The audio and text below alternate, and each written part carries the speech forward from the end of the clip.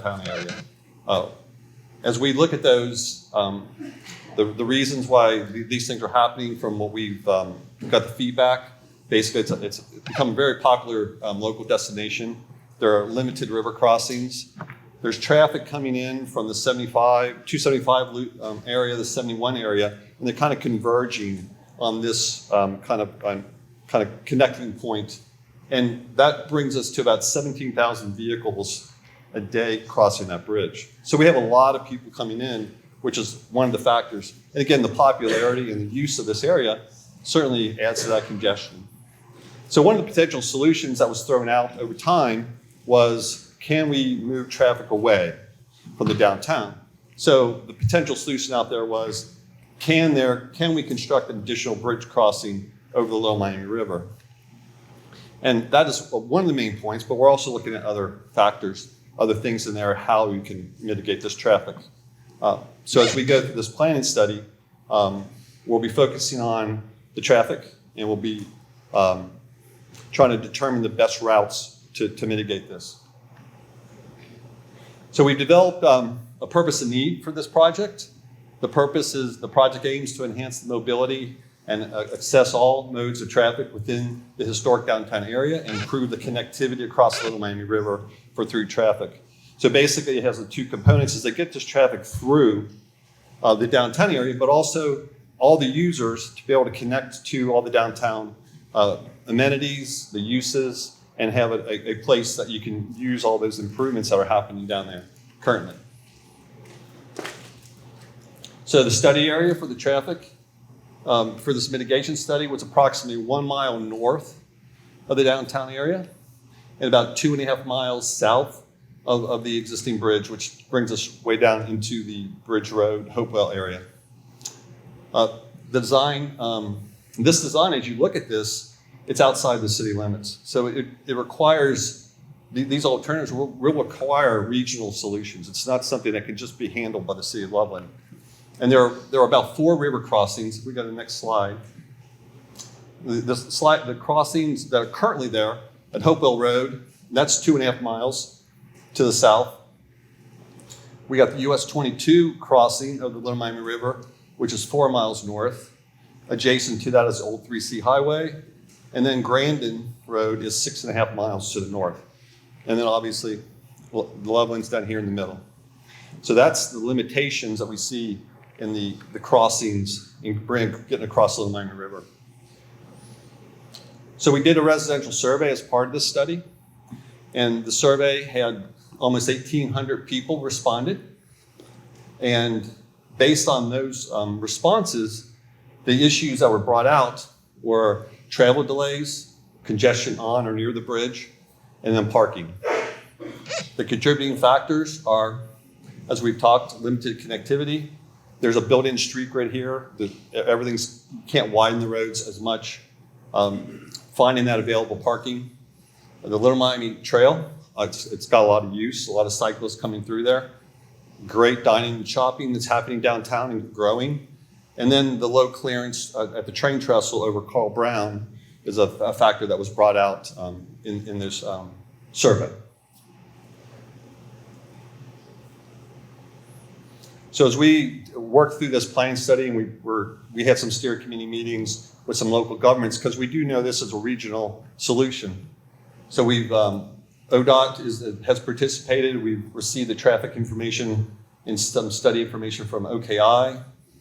We've met with Warren County, Claremont County, Hamilton County, the townships, and coordinated with Deerfield Township, Sims, Miami, and Hamilton Township, and then discussed or let the police and fire understand what we're trying to do here, because obviously life safety crossing the bridges is important also.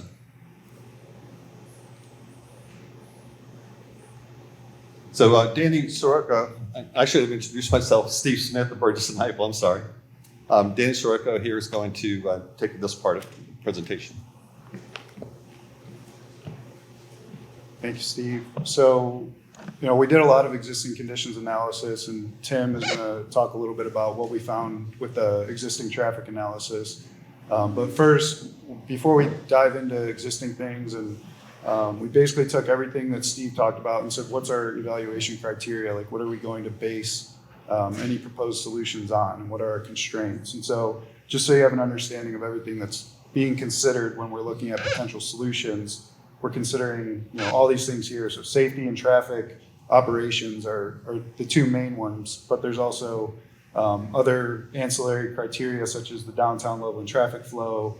Obviously right-of-way is going to be a big one. Other projects that are adjacent to this that could have an impact on what we're studying here. And then obviously environmental and construction costs. So that's everything that we're considering. I'll let Tim talk about the existing traffic, and then we'll start talking about a little bit what you guys were looking at proposed solutions. All right.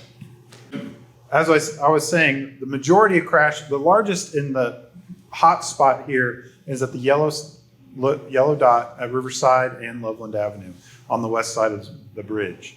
And so we have some other spots in here, but it definitely was not as much or as high of hazard location, I guess, as that. So that's the crash site definitely to focus on. The city currently has a study to look at improving that intersection, and that's ongoing as we speak. So there will be improvements at some point. But we'll also be looking at other locations across. And the types of crashes are important. The types of crashes, as we look at in a little bit more detail, have been predominantly rear end crashes where people are running into the backside of people. And that's typically seen when you have high congestion locations, stop and go. With the heavy pedestrian movements that we have in downtown Loveland here, people are stopping and things are happening, or in the parking as well can create these types of friction locations and challenges. So with that, other thing we looked at is just in general, where is the traffic coming and going to? So regionally here, the Metropolitan Planning Organization called OKI has a regional model that distributes the traffic everywhere. And when we use these, we can grab a point at any point on the roadway network. And here we look at the bridge structure proper. Where is everybody coming from and going to? The orange line represents where everybody in the model is coming from and going to as we look. And so the thicker the orange line, the higher number of people are utilizing that are on the structure. So some of the things we kind of notice from here is the lines to the north are slightly thicker than the lines to the south.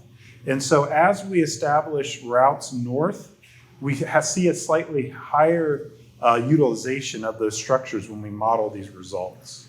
And so knowing where people are coming from and going to helps us see where we might have a more effective bridge crossing.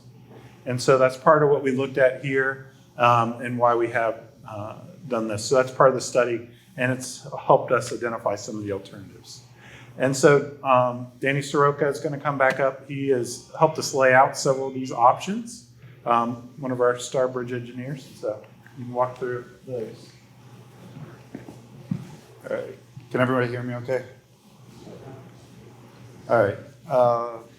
Yeah. All right. So when we're looking at alternatives, we always have to have a baseline. So alternative one, we consider the no build because it has to, we have to compare what the difference is from any proposed condition to what the existing condition is if we didn't do anything. So that's, just as a basis, we have alternative one, which is do nothing. And then taking all those orange lines, if you can keep that in the picture in the back of your head, the two main routes that we learned is there's a U shape, so coming from the northeast and going to the northwest, and then also a northeast to southeast. And so those are the majority of people that are using the Loveland Avenue Bridge are doing those two routes and then back the other way. In the afternoon or whichever way they're going in the morning. So that was our basis for coming up with these alternatives that if you looked over there, you kind of saw a preview of them. And so we have two options to mitigate traffic on Loveland Ave. We can create a new road or we can improve existing roads. And so those are some of the options we're going to show you today. So if you go to the next slide. So option one basically takes the thick orange line from the northeast and the thick orange line from the northwest, and it creates a new connection across the river. At this time, these are planning level. There would need to be further studies and exact alignments and figure out specific impacts, but for now, what we're showing is, an option that extends Fields Erdel and goes over to Butterworth, and then connects down to State Route 48. And so what the traffic model showed us, we can insert that new connection and see how much traffic it diverts. And it was about 20% traffic diversion from the Loveland Avenue Bridge. Now, planning level, there's a significant cost. A new river crossing is a long process. And so, this is just an option at this time that we're looking for some feedback on. An alternative, depending on, we know traffic's going to State Route 48. The green line is a little bit further north. So another option could be to take it to the south and get them a little bit closer to State Route 48, which is where they're using right now. So the crossing was the bridge was in the same location, but after you crossed over, either it stays north on the green line or a little further south on the green line. Yeah, slightly the same. Yeah, so he was asking if the bridge would be in the same location in either option. It could be, like I said, specific alignments would need to be studied further. You could come straight across. We would want to make sure that we optimize the crossing of the river. So, and this is that, just a zoomed in version of that second option after you cross from Fields Erdel to come down to get closer to State Route 48. So we create a new intersection there. Across from that right there is a residential development on the east side. Excuse me, Yes, I want to clarify what you said. Did you say 20% of the traffic downtown Loveland will be diverted, not through downtown Loveland in that option? that's correct. So go straight to 48, 20%. Correct. And that's the average daily volumes of traffic. And so, we know the majority of that would be during rush hours, and but the model shows about 20% diversion. So the second option is similar concept. However, it uses Union Cemetery. Right now, Union Cemetery is a 3-leg intersection. And to get to Loveland Ave, you'd have to go to the south, or to go up to Warren County, travel north. But there's the main crossing here is the new orange line that you see. So that would be the new connection. And then there's 3 ways to get there from the current intersection at Union Cemetery. It would either be a new connection that would go near the school in the teal line, or you can use the existing routes, which are shown in darker red and blue, to get to what a new crossing would be. And I believe this one was not as high of a conversion or diversion, but it was in the range of, it was 15 to 18% diversion. Yes. Can you point out some landmarks? So, If we get, sir, after we're done with the presentation, we're going to go back to the boards, and then we can answer these questions more directly. yeah, I think the biggest landmark here would probably be the high school. Is it high school? Yeah. Yeah. So right in the middle there, and then Union Cemetery Road is off to the west, to the left of that teal line. Yeah, so where the teal and the orange come together, that is it's Ridge Road. So after you cross the river here, we have 2 potential alternatives similar to what we were looking at before. But both of them ultimately get you over to Butterworth and then down to State Route 48. So, yeah, that's shown here.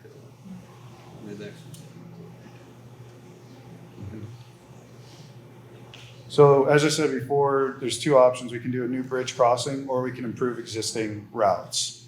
So this option right here, and I need to make sure everybody's oriented because we kind of rotated it here on you. North is now to the right of the screen more. So Loveland Ave the bridge is right to the right. So yeah, that's the Loveland Avenue Bridge on the right side of the screen. And so right now, we see that some of the traffic that's using the Loveland Avenue Bridge is going over to the west side to use those 2 routes that are the north-south connectors. And so we looked at an option that would improve the existing routes on the east side that aren't as prone to higher traffic volumes, maybe different characteristics. to maybe divert some traffic that way. We know that that could have potential impacts, and so again, we're almost connecting point A to point B right now. There's a lot of things that can happen in between. But looking at the model, this diverted about 8 to 10% traffic. Now, keep in mind that this is probably different traffic than would be using the other connections. An alternative to this one would be to avoid significant impacts to existing Hannah Avenue would be a potential future new connection from the 5 Points intersection, or that intersection, that Broadway, down to Loveland Branch Hill. Could this be a companion solution to 2A and 2B? Potentially. Do both? Potentially. So those are some of the bigger, significant long-term improvements that we've looked at. There are now some things that are already going on that the city's working on, and then other smaller near-term solutions to improve the traffic and circulation near downtown that Steve's going to touch on. So what would you be referring to as route improvements on the orange line? What kind of things? It would, lane widening, looking at just like changing the classification, potentially from something that would promote more vehicles to go that way. Thank you. And it would also include modifications on the right side there, how that intersections work, because basically how you get, so it may not be significant widening, but how you get to that route could be influence more people to go that way and avoid the bridge. Thank you.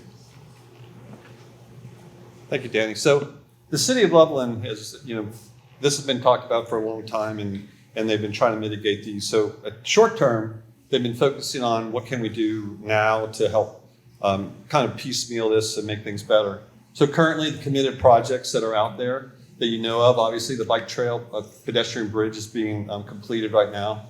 The city is just completing the parking lot on the First Street parking lot. They've done the Harrison Avenue improvements, which kind of link that better connectivity, and they're doing the Railroad Avenue. So they've created in the downtown area more connectivity and more freedom of movement for the cars in that particular area. And the First Street parking lot's going to get that State Route 48 connection, which will help a little bit around the bike path.